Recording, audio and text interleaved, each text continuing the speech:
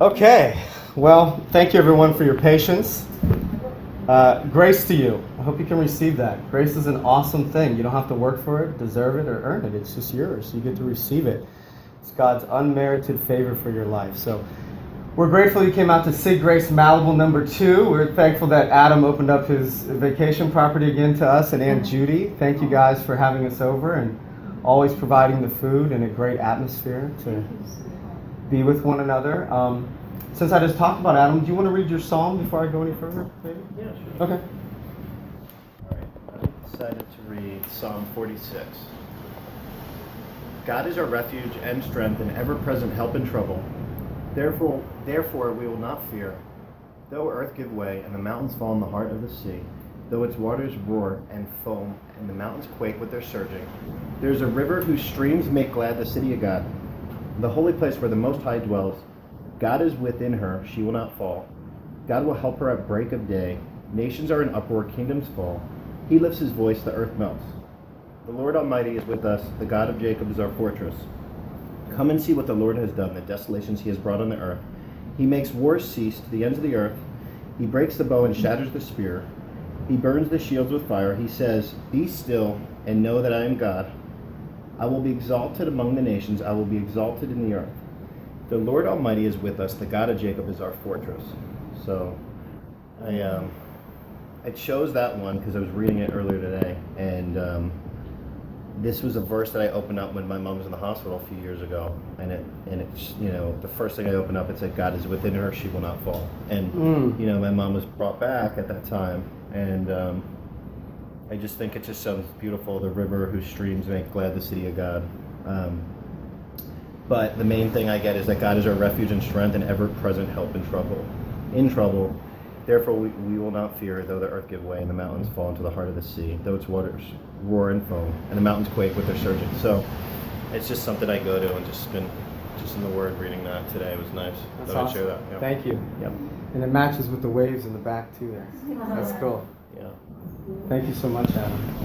It's always nice to start with a psalm. So this is our 32nd Signature Grace Gathering, which is pretty awesome. That's 32 weeks. Come a long way, huh, Russ? And Nancy and Adam. And it's really cool what's going on. We always like to welcome our newcomers, so we got to call you out, Caitlin. Welcome, Caitlin, Kathy's daughter. Your mom preached the first Sig Grace Malibu, and she was amazing and helped so many people, so we're glad to have you here on this night. And my good friend Jessica is back. She came once before. We want to welcome her. And Jessica was really special. I got to go to my second AA meeting ever, and I got to hear Jessica be the guest speaker. And I was just sitting there. I'm not afraid to admit that I cried, but I was sitting there in tears the whole time. And it was amazing that this God-ordained program, I mean, it really is straight from God. These people are just so authentic, so crying out for help. And I felt so safe in there. Because they weren't just telling you your story, like Jessica wasn't just telling you her story to just get it out of her. She was telling it so that you could be affected by it, and you could be changed, and you could have someone to relate to. And it's so hard in life to find people that speak your language and aren't afraid to speak your language. So Jessica, that was awesome, and I learned so much, and I'm just so happy with what we're doing here. I'm going to introduce our guest preacher. I just wanted to talk a little bit, just a few minutes. But Jesus, this man, Jesus the Christ, he would go around to these certain temples. And he proclaimed to be the Son of God, so there's a lot of expectation on what he was going to say. And, I would be kind of nervous if I made that kind of proclamation, "Hey, I'm the Son of God," and, I better get all my ducks in a row. I better say what everybody wants to hear. But he never said what people wanted to hear.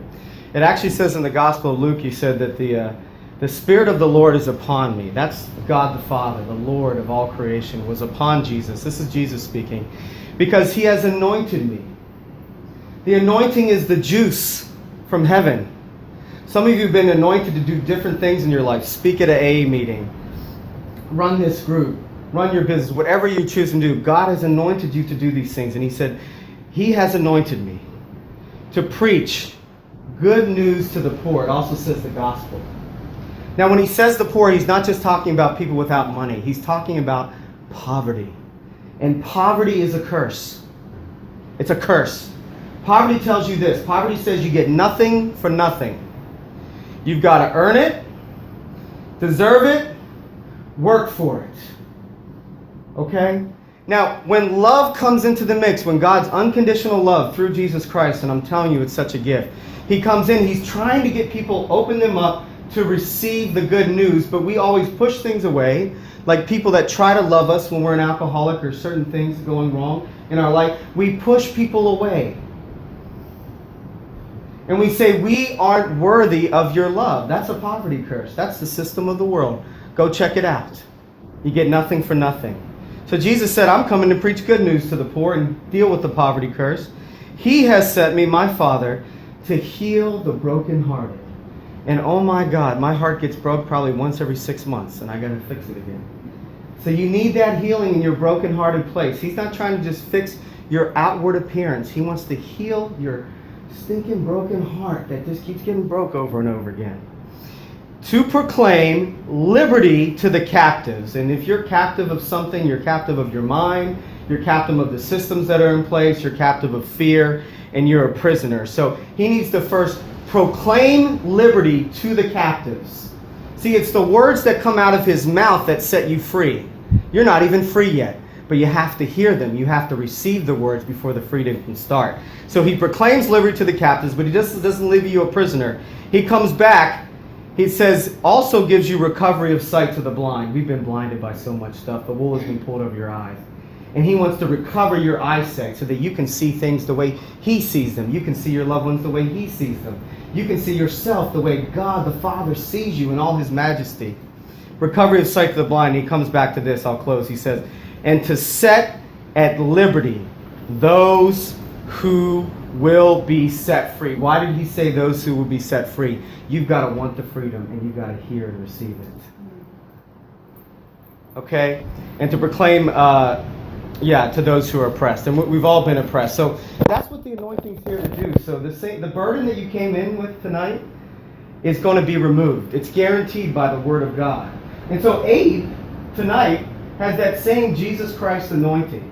He has come to proclaim liberty from his mouth into your ears. So be open to receive it, because your heart's going to be changed and it will be healed. I met Abe, like I meet almost everybody in this room, through John Kirby at the John Kirby studio. Abe had heard about John Kirby as he was studying at a private Bible college where my sister happened to attend.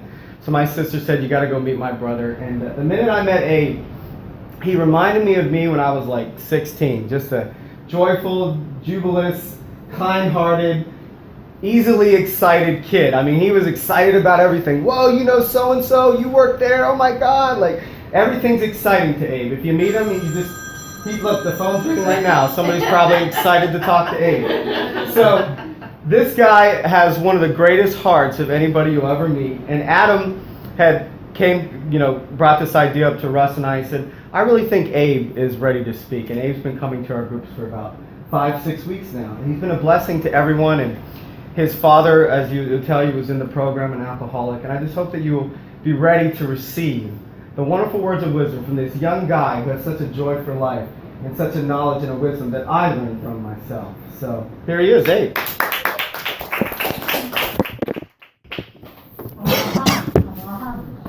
Thank you, everybody. I'm going to read just a quick verse, and then I'm just going to say a quick prayer. Okay. Psalm 37, 3 and 4. Trust in the Lord and do good. Dwell in the land and enjoy safe pasture. And this is the big one. Delight yourself in the Lord, and He will give you the desires of your heart. I'm just going to say a quick prayer. And if you want to just pray, meditate, however you feel comfortable, no problem. Lord God, I just thank you for tonight. I thank you for the blessing of being able to stand here in front of these beautiful people. And you know that I don't deserve to be here, but you have just allow us to do things that we aren't deserving of because of your Son. And I thank you so much. And I pray anything that you have to say tonight, that you speak, that I step out of the way and that you speak. I pray if anything comes out and someone hears something that's not of you, I pray they close their hearts and they seal that away. But I pray that if it is of you, God, that you give them an authority over their own heart to open up and to accept. And I pray that, and your will be done in Jesus' name. Amen. So I told I told Nathan, I said, this isn't like the best time for me to preach. I would want my life to be in better order than it is at the moment. But him and Adam both said, well, we'd like to hear your heart on in the time of where your life is going and the things you're going through, but to hear your heart in the struggle. And so I was like, that's what you want. I can do that. So it's pretty cool. A lot of times we have this mindset of like when someone steps up and preaches that they're like perfect. So I just want to just get that out of your minds right now. Absolutely. I'm not that at all, but I'm on my way to being made perfect. I'm going to talk about, have you guys ever heard of Joseph in the Bible? Yes. For the Joseph in Genesis? Okay, so check this out. So you had Abraham. There's people before Abraham, but yet my name comes from. Yet Abraham that was called by God out of a select group of people to be the first of the Jews. And everyone would descend after him. And so Abraham goes out, he has a son named Isaac, and who you probably heard the story, he took him up to the mountain, was ready to sacrifice him, and then God said no, he just wanted to see his faith. Because God doesn't delight in human sacrifice at all, but it was a step of faith, and he provided. And then Isaac has a son named Jacob.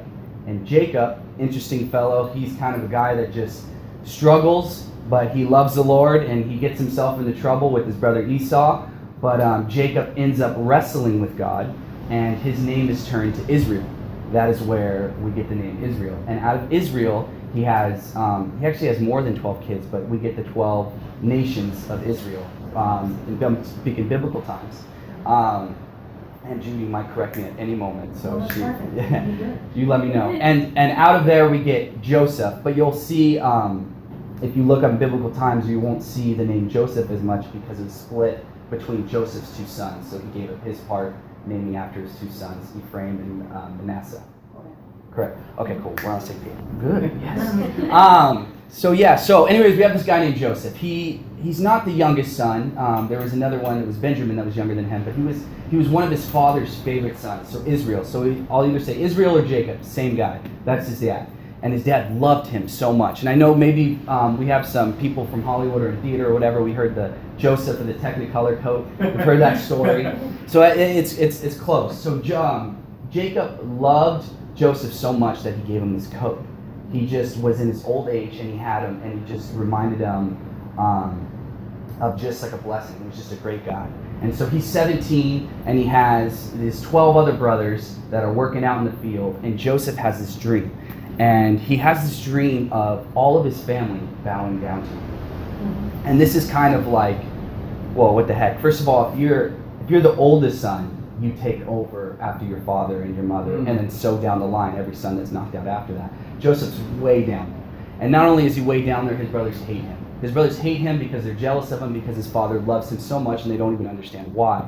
And so Joseph comes out and he tells his brothers the dream, and his brothers right away get so angry at him, and they start to beat him up and they start fighting him, and then they threaten to kill him, to kill his own brother out of their anger and their jealousy. And then a couple of his brothers step up and they say, no, let's not do this, let's sell him to the Egyptians. In this time, the Egyptian kingdom per se was like, so you think of the Roman times, like Rome, it was Egypt at that time. That was the place to go. Everything was smooth out there. And so Egypt was in charge. So they sell him to Egypt, and he gets on this, so they don't kill him, but they tell his father that he's dead, and so that they don't ever have to deal with him again. His father obviously weeps and is horrified. And so we follow Joseph's story down into Egypt. And then this guy that's an official of Pharaoh, he's the head guard. He's one of the head guards. So if you're a head guard of Pharaoh, you're like big time stuff. Just think of Pharaoh as the king of the world almost right now. And so you got the head guard that buys Joseph randomly, and he brings him to his house. His name's Potiphar. So Potiphar's like, yeah, I like this guy. So he brings him in, and he's like, I want you to work for me. And he loves Joseph's attitude. Joseph just has this great attitude. Even though he just got the crap kicked out of him, sold and taken away from his family, he still has this good attitude of loving God and trying to make the best of things. So he works super hard. One thing leads to another. Joseph's like the main guy in the house. Potiphar's like, whatever you say goes, that's fine. I don't care. Well, Potiphar has this smoking hot wife. And this wife sees Joseph and like is in love with him. And Joseph's like, no, I'm a man of God. I don't want anything to do with you. You know, he's nice about it. And again and again and again, I mean, every day this girl, and Joseph's not, he's still single, you know what I mean? He's a young guy. And so, you know, I mean, let's be tempted. But this, but she's married to Potiphar. If he were to ever do something like that, he'd be killed instantly. And so day after day, and finally, she like traps him in a room, and she grabs a hold of his robe, and the only thing he can do is run. So he runs away, and back then they would have, for this instance, he had a robe and he was naked underneath. So she grabbed the robe and he ran away naked. And she hated that he rejected her, so she went and told Potiphar that he made a move on her, and Potiphar's going to believe his own wife instead of Joseph. And so boom, he's thrown in prison for not even doing anything wrong. For actually doing what he was supposed to be doing, he gets thrown in prison. So far we have Joseph, favorite son, almost killed by his brother, sold into slavery, and the head of Potiphar's household, which, by the way, being in that household is like being in Malibu. It'd be a nice place to be, especially the head. Now he's in prison. So he gets to prison, and right away, the lead guard of the prison takes notice to him. He's like, Joseph, you're such a great guy. And he even lets Joseph set up like a bachelor pad where he runs the place. Which is funny as it sounds. It would be like if you took a part of a prison, I don't know if you can imagine this in your mind, and it's just like, throw some TVs in there, throw some nice dinner, Joseph, just make sure everything goes okay, and I won't even ask questions. Like, he runs inside the prison, which is pretty crazy. And right, Joseph was 17 when he started. He's probably about, I would say mid-20s right now. So we have some years passing. Then there's these two guys that come along. There's this baker and there's this butler. And Joseph has this talent, this entire time he's following the Lord. He has this talent being able to read people's dreams. The baker comes to him and he's like, I have this dream that this is happening, that he's actually like being hung and the birds are eating him. And then he has this butler, or he's having a dream like this, and Joseph's right away to the baker. He's like, I'm sorry, but you're going to die. They're going to call you back. Pharaoh's going to call you back out, and he's going to kill you. To the butler, he's like, your dream shows that Pharaoh will reinstate you and put you at the butler in the kingdom, in which both incidents become true. And Joseph just says, please don't forget me. Of course, what does the butler do? He forgets him. Typical Hollywood story. So, so now you have Joseph doing these amazing things, but time's going on and he's stuck in prison. And all of a sudden, time passes and Pharaoh has this dream. He has this dream of these 7 cows that are fat and that are healthy, and they're eating. And then he has these 7 cows that are skinny. And Pharaoh looks all over the land and he hires these magicians and these different types of artists, and no one can answer the question. And not only that, he's like pissed off at him and he just starts killing him. He's like, don't even try to fake me out. And so he's like, boom, boom, boom. And then the butler says, I knew this guy named Joseph that was able to interpret my dream that came true. So Pharaoh calls him out, and Joseph easily answers. He's like, yeah. So he's like, you're going to have 7 years of great wealth, and the food and everything's going to go well. And then you're going to have 7 years of famine where there will be no food growing in the land. So you need to start saving up. Right away, Joseph gets pulled out, and I want to actually read this verse because it's so I just want you to think like the king of the world right now just called you to be. This is what he says. He says, then Pharaoh said to Joseph, since God has made all this known to you, there is no one so discerning and wise as you. You shall be in charge of my palace, and all my people are to submit to your orders. Only with respect to the throne I will be greater than you. So Pharaoh just straight out says, pretty much you're higher than I am. The only reason why I'm higher than you is because I'm in this throne. This is the only reason why. And so what do they start doing? They start just preparing. They build all these sheds and these shacks where they can store the food, and which I'm not exactly sure how well they stored the food back then, but they were able to. So for 7 years and 7 years and 7 years. And then all of a sudden... They have a lot of tunnels in Israel. Yes. A lot of tunnels in the land of Israel and also Egypt. So that's how they used to store. Just to answer that. Thank you. No, she's going to pop in. Correct.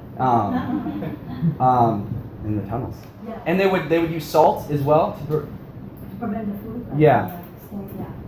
So that's how, because they didn't have refrigerators, obviously. But it was colder in the tunnels. Yeah. And then, so 7 years of famine hits. And right then and there, Israel, which is not Israel at the time, but Israel, Jacob, his family, who has a huge family and land. Everything is dying out all around Egypt. All of a sudden, the brothers, Israel's like, go to Egypt. Right away, Joseph sees his brother. Now when Joseph became right-hand man to Pharaoh, he's about 30 years old. He says about 30. Then we have the 7 years passing, so automatically, so he's 37, so he's close to 40 right now. He hasn't seen his brother since he was 17. And imagine all that anger and everything built inside that you would want to, have. And the Joseph, when he sees his brothers from far away, the first thing he does is he starts to weep. And he goes in the other room, but his brothers don't know who he is because he's dressed up and he looks fly, like Kanye fly. And so, anyways, they come and they see him, and for just to shorten the story, some things happen where he sends his brothers back home, but he keeps the youngest brother with him, saying that it kind of like threatening for them to come back because he reveals that something happened in their family with their son, and they don't know it's Joseph. So this thing goes back and forth, and then Israel is back at home. Jacob, he's back at home, and he's like, you lost, my other son was killed, Joseph, and now you're going to take my other favorite son? Forget this. So he gets up, and they all go to Egypt.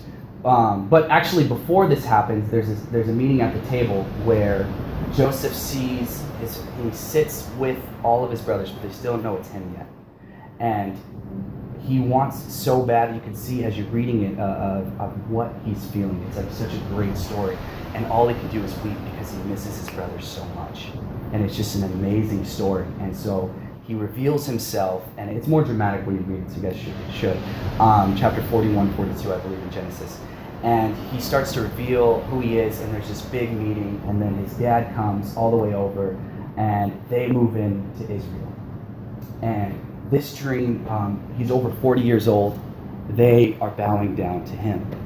And it's crazy because you think his son, especially in this time, back in this day, he imagines his entire family bowing down to him. It's exactly what's happening. But, Joseph, when he was 17, he didn't really understand the dream. He's like, I'm going to be this, and he meant it, I believe, innocently, but he's like, I'm going to be this great guy, and these people are just going to bow down to me. But with God used him over time to go through trial, go down, bring him up, bring him down, bring him up, because if he would have just put him in charge, he would have messed everything up. I told someone this today. It would be like we have these dreams that God wants to give us, and it'd be like giving car keys to like a 4-year-old. You know what I mean? Could you imagine giving like a Ferrari to a 4-year-old? He's going to destroy it. We're just not ready for this. But Joseph had to go through all of this trouble and this turmoil. And so it ends up becoming a happy story, and then 400 years later it gets worse, and then we have because some other Pharaoh takes over, but then we have the great Moses that comes and takes everyone out of Egypt later on. But at least for this time, Pharaoh accepted all of Joseph's family, and there was a lot of people. And they do so well there, and they overpopulate. They actually start overpopulating so quickly. That's where the Egyptians later on get jealous because there's a new Pharaoh that steps up. But for their time period in their lives, Joseph was able to take care of them and really save them. Because if they weren't able to come to Egypt and get enough food, their family would have died out. Israel would have died out. So he actually saved not only his family, but the entire Israel. Which is another thing to keep in mind. Our dreams, if they're lined up with God, they will help other people. A lot of times we think, at least for me, I think I want this, I want this, I want this, but which they're not bad things to happen, but I got to remember, what is the point of having this? One of the things I want to be is, I am an actor, but to be a professional actor, but God has really opened my heart. That is just your platform. And whatever it is, whether it's music or it's speaking, or it's even if it's just a daily job, whatever it is, that is only your platform to love other people and to help other people. And Joseph, the thing that's so great about him is he wasn't a complainer. Through everything that he went through, he didn't sit there and complain. He made the best of what he could. I mean, look how many times he got betrayed, from his brothers to Potiphar to the butler that forgot him for years. And other stuff that probably wasn't even recorded in there. I mean, but he didn't just sit there. Instead, he worshiped the Lord and honored him and did the best. And every time he did something, it turned to gold. Because he honored God with his heart, and he learned to love people where they're at. And he learned to let go and forgive. and he was able to so whatever he would do, it would just be like gold, gold, gold. I mean, he would automatically get to the top, employee of the month every month. That's how he was. This brings me back to the psalm that I read. I'm just going to read it again. How are we doing on time? 5. High five.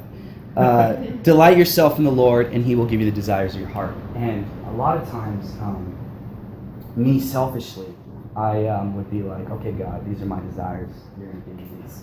And there's nothing wrong with believing what,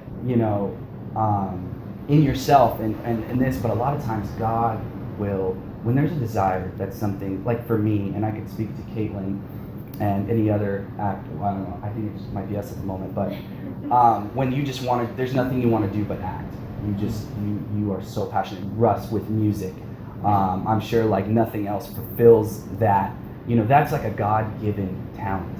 That's like a God, Nathan with preaching. That's like a God, that's like, you there could be no stage, but I'm going to act. Like, there could be no audience, then I'm going to act to a wall. You know what I mean?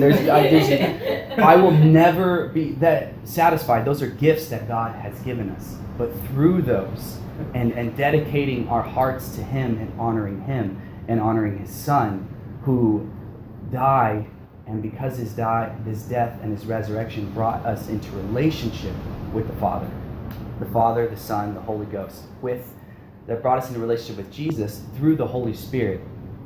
I'm throwing some theology. By the way, if anyone ever asks you, people talk about theology here and there, like, oh, I don't have a theology. That's a lie. Theology is the study of God. If you don't believe in God, well, that's your theology of God. Everybody has a theology. It's something when I preach to little kids, I would try to get them a little more informed. So everyone has a theology. For me personally, I feel like I'm in such a broken season right now. And there's a lot of, I don't want to go into detail, but a lot of things and like, where am I what's the next step? But I feel like all these things that are happening, I was thanking God today, and actually when I was praying with Nathan, I was thanking him again, that I'm in this spot of brokenness and vulnerability, because I believe in those times, and I wrote this down, I want to say it. Sorry guys, my notes are so bad. Character is only built through trial. And like trial and things that happen in your life, even if they're of your doing, but you have to walk out the punishment of it, as long as you're walking out with a righteous heart, that is still a good thing. And when these things happen to us that especially are not our fault, they are a good thing because they challenge us. And our character can only grow when it's pushed. When everything's happy and everything's good, we can have a great mood. It's not that hard. But when things are tough, and then we're up all night dealing with some kind of problem or something, or we don't know how we're going to pay our bills, and then we have to go to our job the next day that we really don't even want to be at, and we have to do our best to be polite to our boss or the customers or whatever. Like, that is when character is built. Or when we're in traffic, I mean, that's where character is built. when we're dealing with people every day. And I just feel personally that I know God's bringing me to this point where he can really keep my heart vulnerable, so I'll let go. And a lot of times when we don't want to be vulnerable, we don't want anyone to see our vulnerability. We have this, like, especially for men, it's like, oh, we're supposed to be this macho guy, and we're supposed to be like super buff and super like Arnold Schwarzenegger. Like, it's just like this, and we were not supposed to cry, when God is just like the absolute opposite and just wants us to surrender. I mean, Jesus was the most manly figure ever. He's the Son of God, but he was the most respectable, and he's God. But I mean, Jesus wept. It's one of the shortest verses. It's the shortest verse in the Bible, but it's so powerful, even how it's its own verse, because it's so important.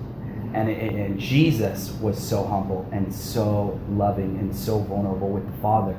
He sets the example for us to be. And in these times, God can build us up, because a lot of times we think the dream is going to make us. I think, you know what I mean? We think, the awards or the money or whatever, or just having a good job or whatever is going to make us. That won't make us. Because if we just keep searching after dream, we will just be like, that's not enough. I need another dream. That's not enough. I look at Donald Trump. I'm sorry. I don't know what our theories are about him. But he just has so much money. He just has so much everything. And I'm not saying anything bad. I'm just saying now he wants to be president. Like, he went from one company to the next. When's it going to be enough? Like, you know what I mean? Which he could win. I'm not saying I'm against him or anything, but I'm just saying, like, I wonder if he had, and maybe I don't know where he is at in his path with God. I'm not sure, but I'm just saying it just kind of gave me like with Jesus, you'll be satisfied where you are, wherever you are in the dream, because it's not even. A lot of times, it's not even about getting the dream. It's about the road up the mountain. And a lot of times, the dream is sitting on top, and we're trying to push through. But even if we die trying, that's important. You know, even it doesn't matter. Like at the end of my life, like I was watching these motivational videos. By the way, if anyone gets, I'm going to end it in just a second. Sure. If anyone gets really down, there's these like Eric Thompson or Thomas or something like that. Like I can give them to you later. My whole YouTube history is just motivational speakers right now, which are amazing. But he was saying, if you died in a week, what would you do with your week? And some people would be like, oh, I'd go on vacation or I'd do this. And I was like, no. I'd go to every agency that I could find, and I would say, put me in something in a couple of days. Or it doesn't matter, give me some kind of chance to show the world what I have. I mean, what if you could live without no limits? I mean, and not just in what you want to do with your careers, but in loving people. How would you want to be remembered? And it's like, whoa, that's crazy. Like if you were, you know, if you didn't have that much time left, like, do you want to be remembered? Do you want people at your deathbed? Do you want people at your funeral saying, you know what, maybe he didn't have the millions, but that guy, man, he was a good friend. Or he loved God, or he loved his family, or he really made a sacrifice. I mean, we look at people like Martin Luther King or Abraham Lincoln, you know what I mean? That like sacrifice. Like if you ever look at Abraham Lincoln's, of what he went through before he made president, it's the most astonishing thing ever. Losing a son, losing his wife, losing multiple times in the Senate, losing his house, I mean everything. And then boom, at the end it says, I have this like poster, it says he was president. I mean these people, but yeah, I don't want to get carried away. But God has our, let me end it with, if we put our trust and our desire and our dreams in God's hands, He'll not only just take it, but He'll make it better. And He'll make it happen. Thank you guys so much.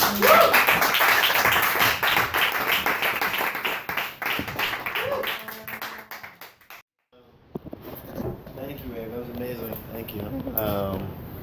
I'm grateful to be here and have everyone here. It's been nice to kind of have this little retreat being here. And no, man, I'm really glad with what you shared, because I was reading some Psalms about wealth. And you know, myself in my own journey, you know, I feel like very blessed with business and financially, you know. But I remember when I was in my mid to late 20s, like being, you know, I was completely broke. And I remember having to borrow money from my parents and what that felt like, and being unsure about what I was going to do with my career and all that kind of stuff. And I put a lot of prayer into, you know, doing, you know, really pursuing what I was passionate about, but being able to find a way to make money doing it. And God answered that prayer. I used to pray with my mom. I mean, I really believe like the success that like Russ and I have had is direct relationship to prayer. So I kind of want to put that out there, that I think really committing desires and committing prayer to God is really, really important. And the thing about wealth, what I realized is, like, you know, I was reading Psalms 49 today, and he talks about wealth, and it says people with wealth who lack understanding are like beasts that perish. And there was something else that kind of struck me, you know, it's like, man, I kind of want to read some of the Psalm, but, you know, those who trust in their wealth and boast of their great riches, you know, basically, I mean, just kind of to paraphrase, I just feel like, you know, everything I have is from God, even, you know, if financial security or even just peace of mind, you know, and these are things that I've been committing to prayer. You know, I'm in a place in my life right now where I feel like very broken, and despite having certain security, I look for emotional security now that I don't have my mom, and, you know, I'm trying to find my way without that, and what that's like in my life, you know. So I've just been really trying to commit a lot of prayer to God, but also reading a lot of scripture, because I feel like the word comes alive and teaches me in a way that just praying alone or with others I can't get. So, like, you know, this weekend I had committed a lot of reading and prayer and stuff, and it's helped me, and it reminds me that it's like, you know, I'm just reminded that I have to go to God to really fix everything in my life, and, you know, I'm not strong enough to really heal that brokenness on my own, you know. And so I don't know. I've been definitely struggling and putting a lot of prayer in, and I think, what you're talking about, building character, is definitely built out of really tough times. So I feel like, I am grateful to be, going through this period of my life to, have a lot of serious character being built, and it's taught me, some of the word recently has been teaching me. There's areas in my life that I'm not righteous, that I need to improve on, that are away from God, that I need to work on. And one thing I kind of want to share this week is, I know we talk a lot about grace, and I feel like all my sins, past, present, and future, are covered under grace. But I noticed that I'm happier the more righteous life that I live. And I feel like I'm being instructed by God to,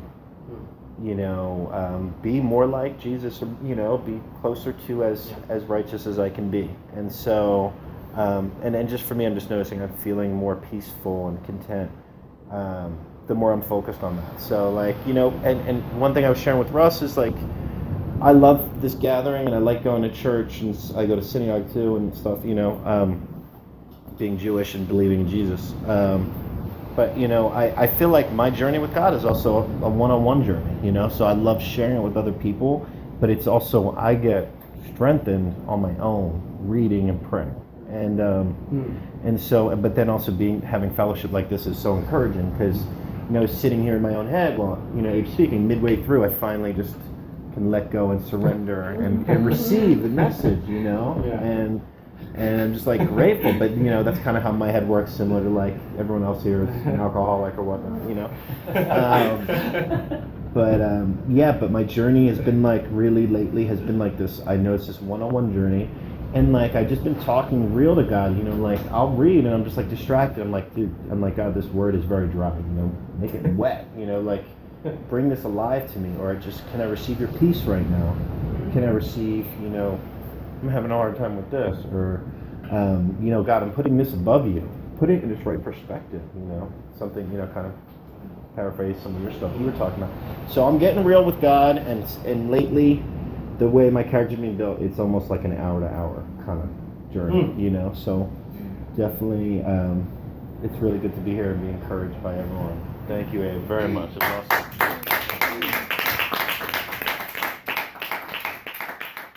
Hey, my man, natural born speaker. I was watching. I was he's like a young preacher, you lit up, man. Thanks for the history lesson and everything, and getting honest. I'm serious. I do like learning about the Bible. I've learned more from Nathan than I went to Bible school, study it when I was young. I went to church, but I was never there. I was there, but I was never there.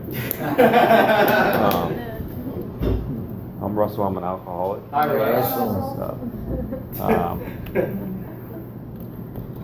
feel good out here, man. It's a beautiful place. It's cool to drive with Jose and Nancy, and we were listening to some speaker along the way. My favorite speaker. We all know who that is, and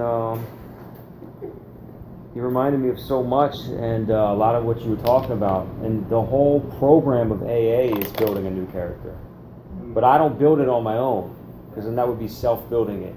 God builds it, but it's done through the 12 steps and the principles.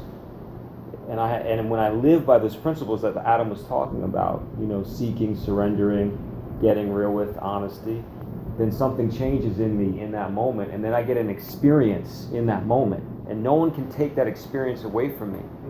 And that experience gives me a small piece, or sometimes large piece of sanity. And that's that step 2. I come to believe in a power greater than that can restore me to sanity, greater than myself. And no one can take those pieces away from me. So that when I'm in times like I'm in the prison and everything seems like it's against me, I have these experiences that I know are real. And I can go to those experiences. And that's my relationship with that power that I don't necessarily have to understand, but I understood in that experience. That's why it says understood, not understand. Because if it was to understand, then I would know God, and I would be like, I'm good, I know it, I understand it, I don't need you anymore. Yeah.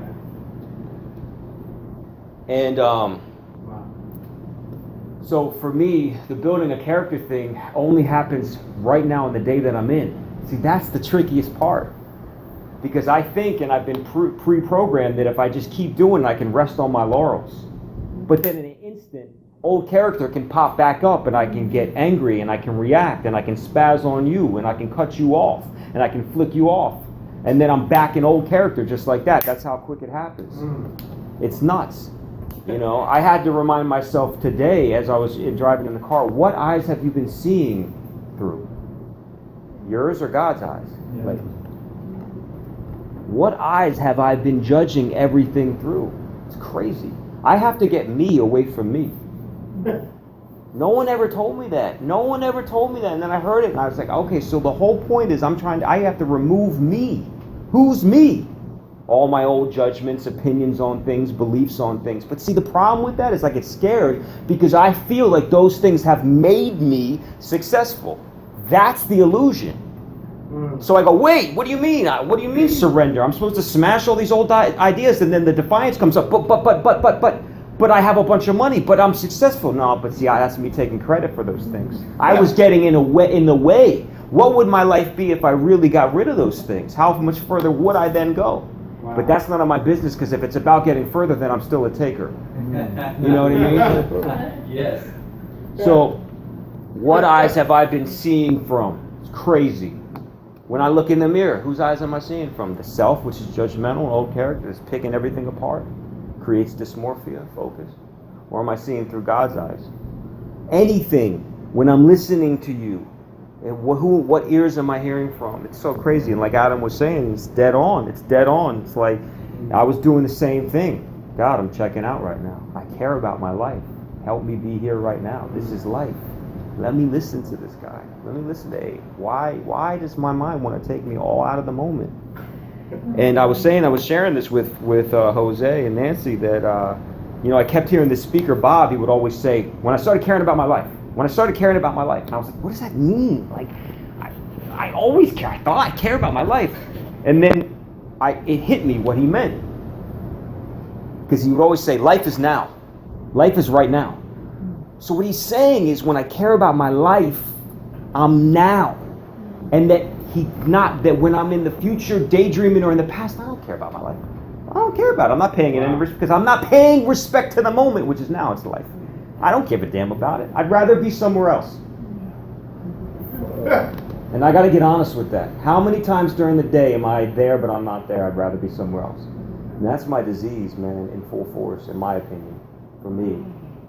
And I don't want to live that way because success is now. Like when you get that big job, which I believe you will, it's going to be a now moment where you're going to have to appreciate it. Now, there will be here. Hopefully, you'll be there instead of going, which I've done. Oh, this is cool, but I should be a little further on the next. And when I get to the next, I don't want to live that way anymore, man. I don't want to live that way. I don't have to live that way. But on my own power, I'll live that way. I will on my own power. If I'm not connected, I'll live that way. Believe me. And I've been in and out there this week, and that's okay. I can tell on myself today. Get honest about it. But there's a method of living when I really, like Adam was saying too, when I really dig in, I got to go for it. This is a personal thing. I can't give it to you. I can't give it to Jose. I can't give my God to Jose. You know what I mean? I got to go for it. I got to build my relationship. Yeah. I got to go for it. In all the scriptures that I read with these apps, every day it involves me seeking, doing something, loving like Jesus, caring like Jesus. I got to do it. I got to care. Hey, God, I'm coming to you. Yeah. And I got to do it in the day that I'm in. And it's a personal relationship for me. It's a personal understanding with these little experiences. I'll just read one thing, talk about character. Step 7 is all about character building. But it says, the chief activator of my defects have been self-centered fear, primarily fear that I would lose something that I already possess or I would fail to get something I demanded. I got to lower my demands. What are my demands? Where do they come from? They come from a mind that says, that's yours. You should have better. You should have more. These are demands that I don't even know are happening. I just drive around with them. And they're like little instincts. And they just have little opinions. Get that car. You should have that. Why is he looking at you? They're little demands. There should be more people here. I don't even know this is happening until I get in the steps and then I start going, holy crap, I'm the problem.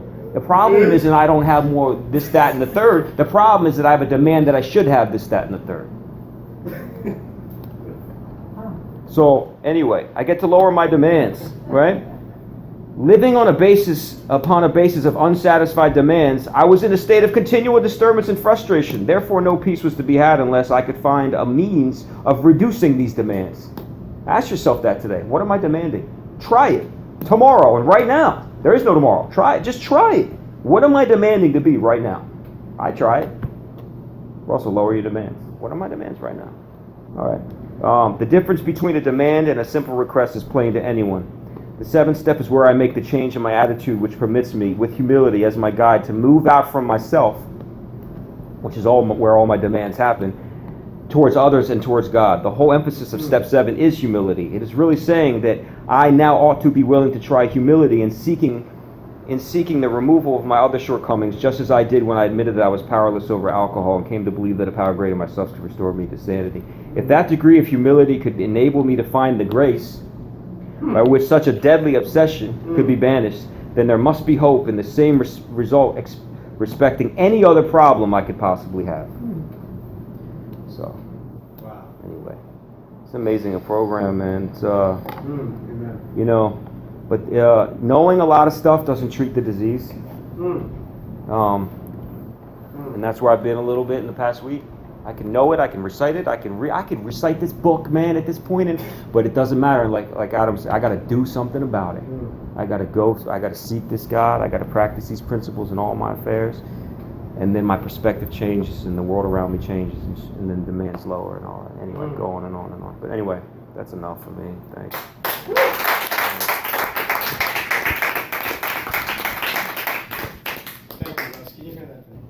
Yeah, that's a hard shirt to follow. My name's Jose, and I'm an alcoholic. And I'm grateful today. I'm grateful for this place. Even from the beginning, like every single thing has stood out to me. From when you started talking about the program of Alcoholics Anonymous, and I remember back to where I remember like that feeling of no longer being alone. Like, fuck. I always felt alone ever since I was young. And I remember even being from a gang where we all looked the same, dressed the same, talked the same. I always felt like different than my fellows. Wow. And I remember like being in backyards at parties and having so many people there and still feeling alone, you know. And when you had started talking about that, it reminded me of the feeling I had when I related, when I connected, you know, when I identified, and I was like, man, you know what? I'm not really alone anymore. And then how beautiful this program is, and just everything that this gathering represents. I really love this place. I love coming and being with you guys. And that was a great share, homie, you know. And your bravery, I admire your bravery, dog, you know, because for a long time I still to this day have a hard time sharing, because like he says, you know, I'm always constantly thinking like, what are they gonna think of me, or what if I don't say things right? And even like right now, after when he was ending the share, I was thinking like, damn, they're probably gonna ask me to share. Man. You know, like, and then it robs me of the moment. You know, it robs me of being like right here, right now, like he says. And everything is fine in this moment that I'm in right now. You know, and it's peaceful. And then like what Adam shared, like that really stuck out to me, because that's not compromising. That's like, you know what, I say something, and it's like, I believe in God, you know, I believe in Christ. So I say that, and then I gotta stand for that. And like what he was sharing about, like he feels more peace when he's more righteous, I can relate to that. Because when I'm doing, or when I'm thinking grimy, like I feel grimy. And it's like, I don't wanna feel like that, you know? When I'm like not compromising, when I'm saying, you know what, like this is what I'm about, you know, and this is what I stand for, and I actually stand for it, I feel peace, like I feel righteous, I feel clean, you know what I mean? And it's like that gets me through to the next day, and it's like, man, and then it's experience knowing like, okay, those feelings, I felt those before, I've been through this before. I don't have to take the grimy way out. Like I can actually know, like stand for what I stand for, and then I'm gonna feel clean after. And it's like, man, just remembering that. And about God, like also that stood out to me about believing in God, like prayer, because prayer, it really works. And I'm gonna tell you why, because I was strung out on methamphetamine, right? I was drinking every day, smoking meth every day, and I wanted to stop, homie. I mean, like every ounce in my body. I told myself, I put it on my kids. I told my wife, I swear to God, I swear to you, today I'm stopping. By tomorrow, I'm not gonna use again. And I meant it. Like I meant it. With every ounce of me, I was like, I'm done. I'm done with this drug. I remember I'd break pipes, homie. I'd flush dope down the toilet, and I'd say I'm finished. And then the next day would come, and I'd go right back to it. There was no stopping me once it was started. And I went to the room, dog, and I was like, I didn't know. I was like, you know what? Like, I'd rather just die. I was like, I want to just be dead. I don't know how I got to this point. I don't know how I got strung out on meth. And I cried out to God, homie. I prayed and I cried and I said, God, please, God, like, help me. Like, if you're real, like, please, like, save me. Get me out of this. And God did for me what I couldn't do for myself. And it was because of that prayer. I prayed out of desperation, dog. And I cried and I prayed and I prayed. And then my wife was like, come out of the room. And I stood in the room and I stood praying. And God did for me what I couldn't do for myself. So I know God is real. You know, I know God is real. And that's why, like, I love being reminded here. You know, I love being reminded, like, man, God is real and God is here and God is now. And it's like, just hearing every little thing has just been standing out to me. And that's God. Like, that's God speaking through other people. And it's something that I needed to hear tonight. And I'm so grateful for you guys. Because you guys are allowing God. You guys are like, all right, God, go ahead, do what you got to do. And that's saving my life, dog. You guys are saving my life. You know what's a trip is when I got in the car and you're like, oh, how's everything going? I started complaining. You feel me? And you're like, nah. You're like, let's not even focus about all that he said, she said. You're like, look, dog. Like, we're in here and we're now, and I'm like, check myself. I'm in the back seat. I'm like, what am I complaining about? Like, what's really wrong, dog? You know, like, what's really going wrong in my life right now? You know, I got 5 beautiful children. I have a wife at home, and I got friends in my life, dog, that are cool and that love me, and that I can tell them, you know what, I love you, and not feel weird about it, and not be like, you know, and not allow like my pride or like what you're sharing about how, man, we have to be strong and all this. Like, I don't have to live like that in the moment that I'm in, like Russell says. And it's like right now I get to experience this moment, and I really am feeling this moment, and I'm trying my best, you know, like everyone else has shared, not to let my mind go anywhere else but here. And I feel so much peace when I do that. And it's like, man, gee, I really thank you guys. I really appreciate this gathering. I do. I love you guys, and I just pray that God continues to use you guys, because you guys are saving my life. You guys are saving my life, man. Thank you.